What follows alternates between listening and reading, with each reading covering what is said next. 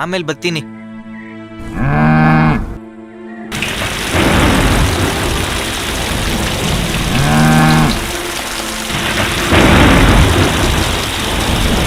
ಓ, ಮಳೆ ಜೋರಾದಂಗದೆ.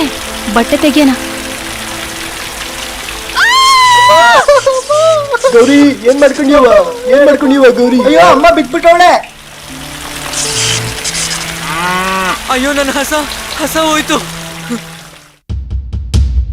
ಬಟ್ಟೆಗಳನ್ನು ಒಣಗಿಸುವ ತಂತಿಯನ್ನು ವಿದ್ಯುತ್ ಕಂಬಕ್ಕೆ ಕಟ್ಟದಂತೆ ಎಚ್ಚರವಹಿಸಿ. ಜಾನುವಾರುಗಳನ್ನು ಸಹ ವಿದ್ಯುತ್ ಕಂಬಕ್ಕೆ ಕಟ್ಟದಂತೆ ಎಚ್ಚರವಹಿಸುವುದು ನಮ್ಮೆಲ್ಲರ ಕರ್ತವ್ಯ. ವಿದ್ಯುತ್ ಅಪಘಾತದಿಂದ ಪ್ರಜ್ಞೆ ತಪ್ಪಿದವರಿಗೆ ಕೃತಕ ಉಸಿರಾಟ ನೀಡಿದಲ್ಲಿ ಅವರು ಬದುಕುಳಿಯುವ ಸಾಧ್ಯತೆ ಹೆಚ್ಚುತ್ತದೆ.